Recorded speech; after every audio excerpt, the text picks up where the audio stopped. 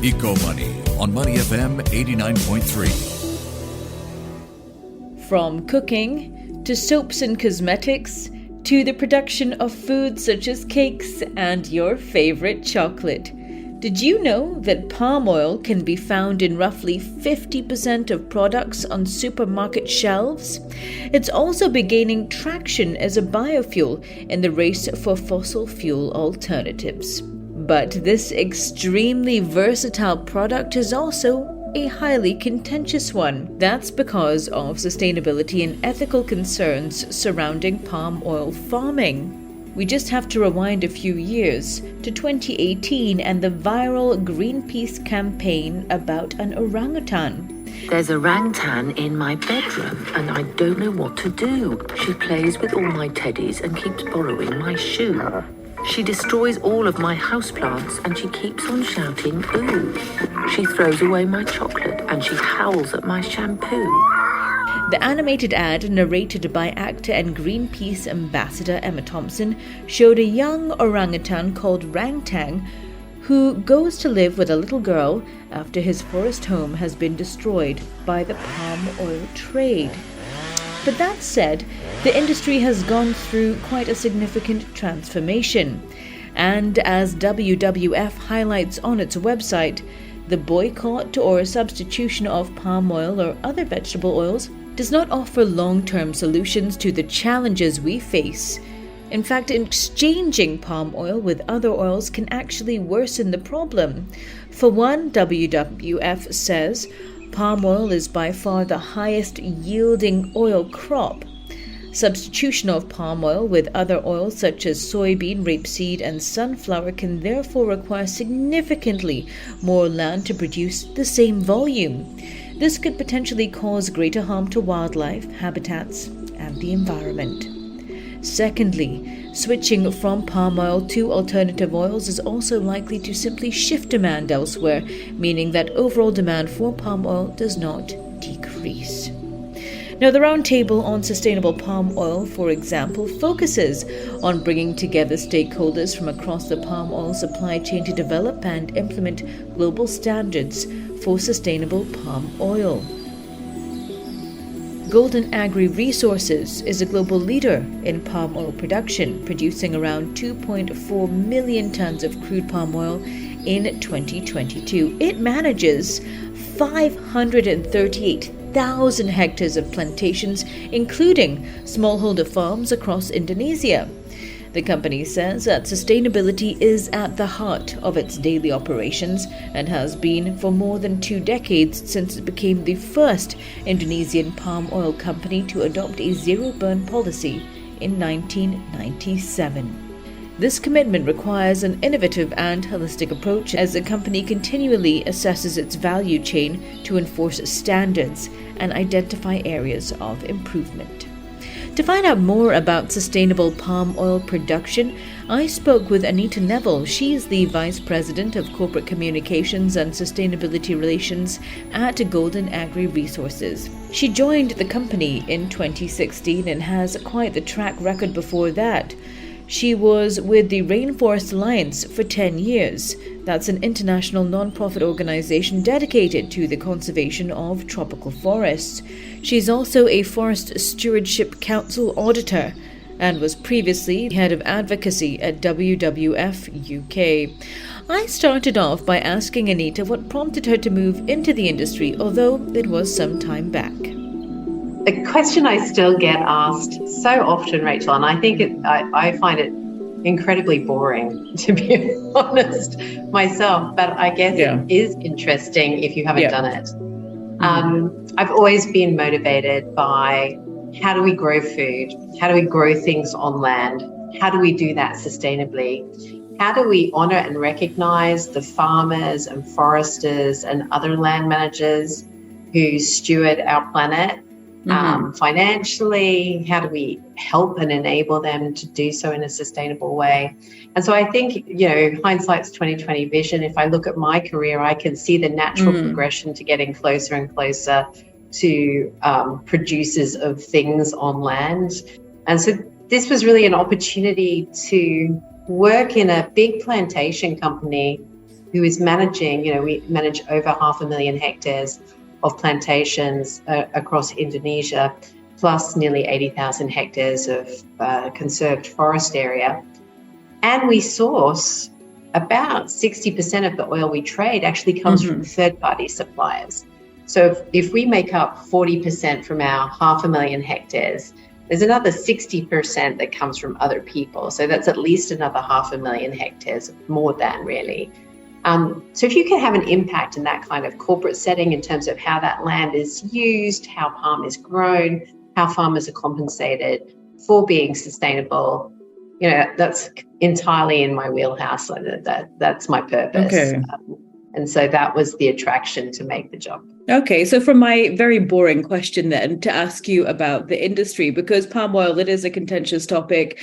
We often read headlines about forests being cleared. So talk to me more about what Golden Agri is doing on the sustainability front. I know that you've got commitments to stop deforestation, but as a palm oil supplier, I believe the world's second largest palm oil supplier, how are you ensuring that your supply chain is clean? You've just said that a significant proportion of it is from other suppliers, third-party suppliers. Isn't that a challenge for you? It is a challenge to ensure that the complex nature of a palm supply chain, which is made up of literally millions, is around 4.5 million or so smallholder farmers in Indonesia alone, and then a series of agents and brokers that sit between those smallholders and the mills that process the fresh fruit bunches into crude palm oil, palm kernel oil, before it hits our refineries, say. It's a very complex chain. And I think one of the reasons that palm has the legacy that you alluded to, this contentious history, is because of that complexity in the supply chain. When I joined Golden Agri Resources, or GAR as we're called, in 2016, we'd really only just started the process of starting to map and better understand the complexities within our own supply chain. So as I mentioned, about 40% of what we sell and trade as oil, we grow from our own operations. That we had an excellent handle on. But for the 60% that comes from third-party supply chain, I'll be honest, back in 2016, we didn't have a good idea of where that was coming from. We had mapped through 2015 all of our third-party supplier mills. So we were starting to build a picture of the complexity of our supply.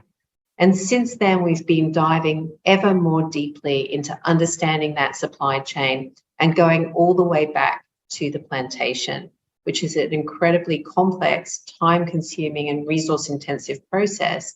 But for us, we see it as the absolute foundation of our ability to make commitments and claims on sustainability terms going forward. So as you mentioned, it's a time-consuming process. Maybe you can talk to us about some of the initiatives that you put in place to monitor these third-party suppliers. So Golden Agri Resources has a team of about 30 people whose responsibility is to help us achieve a traceable and responsibly sourced supply chain. And they use a combination of technologies, including extensive satellite monitoring. We have satellite monitoring of our entire supply base across Indonesia and globally. They then also use public information, media reports, and other data sets to assess the potential risk of those supply sources, being involved in deforestation, being involved in community conflicts, any of these other kinds of areas of concern from the point of view of our own sustainability commitments. And from that, they map out risk profiles for our entire supply base. Those that sit in the higher risk categories get site visits that involve 3 to 4 people, experts in different areas from environmental management, certification, social issues, community engagement, who conduct site visits in the area and assess whether or not what looks like it could be high risk on paper is actually high risk in reality. And, our suppliers aren't homogenous. They come in all shapes and sizes, and each of them is on their own sustainability journey. So these assessments also help us to understand how can we better help suppliers to comply with our requirements under a thing called the GAR Social and Environmental Policy, and what interventions and support can we offer. And this has been, helped us to really drive change in our own supply chain. And we can tell that it's making a difference because we have the numbers and the data now to back that up. So, for example, we are fully traceable to the plantation for 98% of the palm that we buy. So we know to the farm where it's coming from. Beyond that, we've supported suppliers who previously were also struggling with issues like deforestation to assess the forests in their own concessions, and that's resulted in commitments to protect 122,000 hectares of forests. This is on top of the nearly 80,000 hectares that GAR has set aside for forest conservation ourselves. So we're really seeing that through these interventions, understanding, mapping our supply chain more deeply, we're actually able to lift the whole floor of the industry to improve practices. And that's really what it's all about. Anita, how often do you go out on these site visits? Not often enough. The trouble with having a C in front of your title, a chief of anything, is that you spend way too much time at a desk. I try to get out, and I have been out to like West Kalimantan and quite frequently into Riau to see our operations in practice, to meet with farmers in our smallholder support programs, to meet with community members who are involved in our livelihoods and economic empowerment programs, to see that we are delivering on the ground what we say we're delivering on paper. And what's the process like for you if your team notices something is amiss? How do you then handle that situation with your suppliers? Because it is a very delicate topic, as you mentioned, livelihoods are at risk. As you mentioned, a lot of these are small scale farmers. How do you handle that kind of situation? So we have at GAR a grievance mechanism that allows for both alerts that are generated from within the team's own assessment and alerts that come to us from outside. Maybe an NGO reports on a particular incident in an area, or a media report, or it could be that another company has informed us of an area of concern.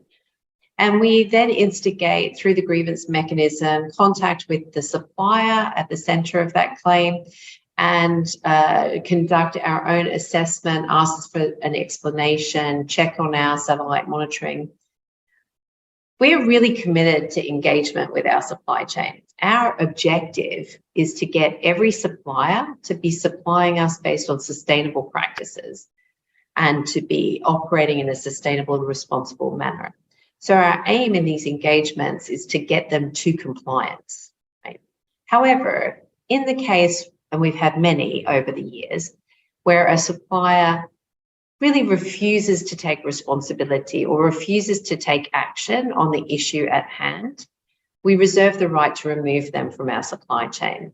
And over the years, we've churned out about 7% of the supply base for a variety of different sustainability and non-sustainability reasons. So we're very clear what the pathway is, and we're very consistent in that approach. What's been interesting, Rachel, is particularly in the last couple of years, just as the pandemic was starting to hit, actually, and since then, suppliers that we've excluded have asked, how can they return? What would it take to come back? And this, to me, is a fundamental signal that not just our business, but the palm industry across Indonesia and Malaysia is changing, because people are starting to see that if they aren't operating in responsible and sustainable ways, they will be excluded from global markets and even domestic markets in terms of the use of palm. But as a consumer, I mean, palm oil is in everything. It's in lipsticks, it's in soap, it's in cooking products. How do you know that the products that you're buying are using sustainable palm? I mean, it's quite confusing as a consumer. There's no easy way to navigate this. What are your recommendations and your tips? I'm not going to lie, it's super difficult, right? And we have this conversation a lot, particularly I was just last week at a board meeting for the RSPO, the Roundtable on Sustainable Palm Oil, and the conversation about labelling comes up all the time. And it's tricky because you're right, we use palm in things like the soaps and toothpastes and lipsticks, it's in food products. It's very rarely, though, that we're eating what we would call whole palm. So unlike tea, I have a tea bag here that has the Rainforest Alliance certified frog on it. the tea leaf is the product. With palm, it's not the same, right? You could be eating a fraction or a derivative or using a fraction or a derivative. So it's harder to label that on pack. There are, however, a couple of excellent apps that you can use to scan the barcode of a product and check whether the company responsible for producing it is involved in sourcing certified sustainable palm oil. So there are various palm trace apps, including one that was developed by the Global Association of Zoos and Aquariums, that have really been involved in highlighting or working to highlight to consumers how you can find more sustainable sources. You can also do things like check out on the RSPO website whether or not a particular brand manufacturer that you like, say you're a big fan of Dove or you really like Nutella, you can check and see whether the owners of those brands are sourcing certified sustainable palm oil. And today, that's the best option I can give for consumers, unfortunately. That was Anita Neville, the Vice President of Corporate Communications and Sustainability Relations at Golden Agri Resources. I'm Rachel Kelly, and you've been listening to Eco Money on Money FM 89.3.